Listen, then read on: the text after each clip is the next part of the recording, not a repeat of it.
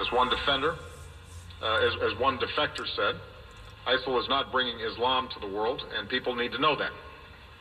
Thanks to international efforts, the flow of foreign fighters, including from America to Syria and Iraq, has plummeted.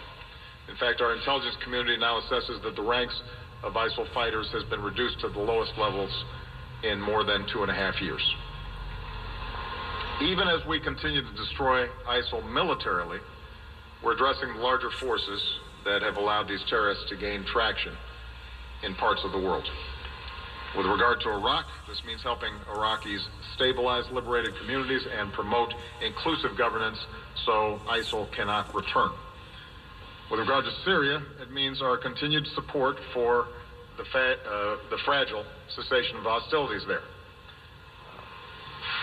This cessation of hostilities has not stopped all or even most of the hardship on the Syrian people, the hardship on civilians. And the Assad regime has been the principal culprit in violating the cessation of hostilities. ISIL and al-Nusra, which is al-Qaeda's affiliate in Syria, also continue to terrorize Syrians. But as fragile and incomplete as the cessation is, it has saved lives, and it has allowed the delivery of some life-saving aid to Syrians who are in desperate need. And as difficult as it is, we will continue to push for a political process that can end the civil war and result in a transition away from Assad. Beyond Syria and Iraq, ISIL is also losing ground in Libya. Forces of the Libyan unity government are going after ISIL in their stronghold in Sirte, and will continue to assist the new Libyan government as it works to secure its country. Lastly, here at home, if we really want to help law enforcement protect Americans from homegrown extremists, the kind of tragedies that occurred at San Bernardino and that now have occurred in Orlando, there is a meaningful way to do that. We have to make it harder for people who want to kill Americans to get their hands on weapons of war that let them kill dozens of innocents. It is absolutely true. We cannot prevent every tragedy. But we know that, consistent with the Second Amendment, there are common sense steps that could reduce gun violence and could reduce the lethality of somebody who intends to do other people harm. We should give ATF the resources they need to enforce the gun laws that we already have. People with possible ties to terrorism who aren't allowed on a plane shouldn't be allowed to buy a gun. Enough talking about being tough on terrorism. Actually be tough on terrorism, and stop making it easy as possible for terrorists to buy assault weapons. Reinstate the assault weapons ban. Make it harder for terrorists to use these weapons to kill us. Otherwise, despite extraordinary efforts across our government, by local law enforcement, by our intelligence agencies, by our military, despite all the sacrifices that folks make, these kinds of events are going to keep on happening. And the weapons are only going to get more powerful. And let me make a final point. For a while now, the main contribution of some of my friends on the other side of the aisle have made in the fight against ISIL is to criticize this administration and me for not using the phrase radical Islam. That's the key, they tell us. We can't beat ISIL unless we call them radical Islamists.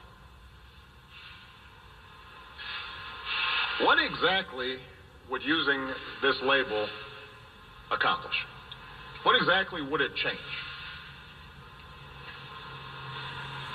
Would it make ISIL less committed to trying to kill Americans?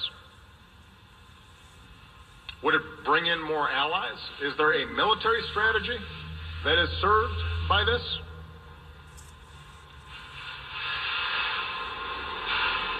The answer is none of the above. Calling a threat by a different name does not make it go away. This is a political distraction. Since before I was president, I've been clear about how extremist groups have perverted Islam to justify terrorism. As president, I have repeatedly called on our Muslim friends and allies at home and around the world to work with us to reject this twisted interpretation of one of the world's great religions. There's not been a moment in my 7.5 years as president where we have not been able to pursue a strategy because we didn't use the label radical Islam.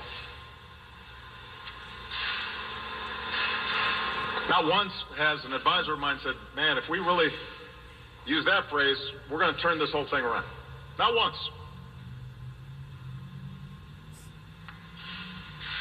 So if someone seriously thinks that we don't know who we're fighting,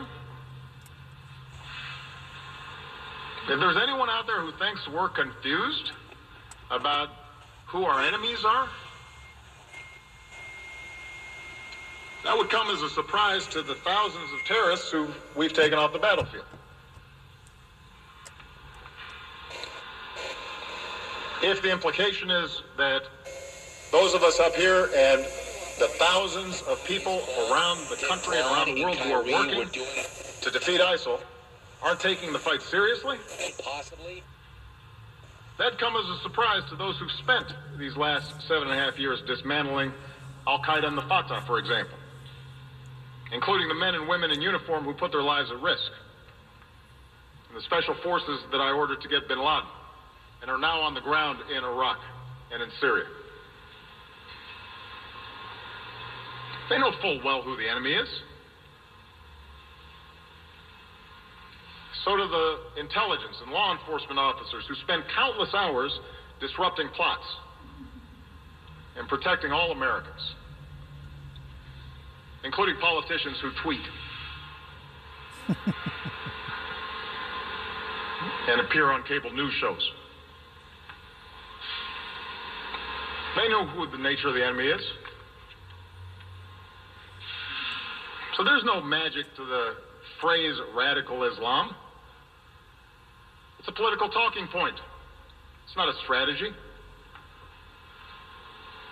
And the reason I am careful about how I describe this threat has nothing to do with political correctness and everything to do with actually defeating extremism.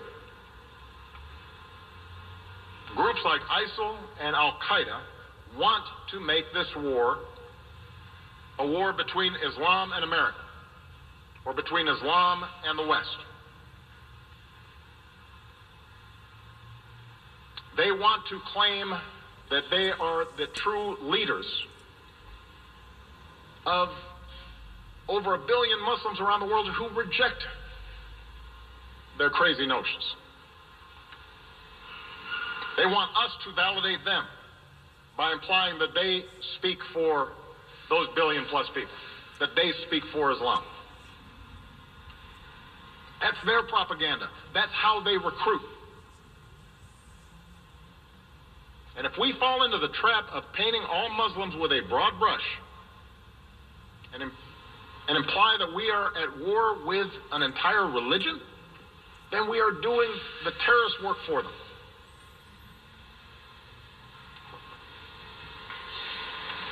Now, up until this point, this argument about labels has mostly just been partisan rhetoric. And sadly, we've all become accustomed to that kind of partisanship,